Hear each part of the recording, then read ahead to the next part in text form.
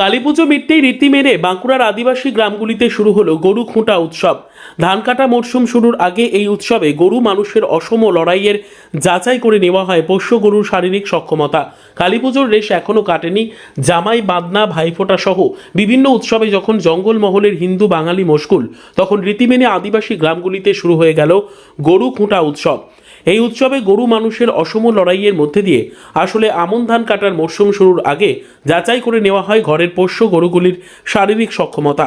কালীপুজোর উৎসবের মাঝেই বাঁকুড়ার নবজীবনপুর গ্রামে প্রাচীন এই উৎসবে সামিল হলেন গ্রামের 8 থেকে 80।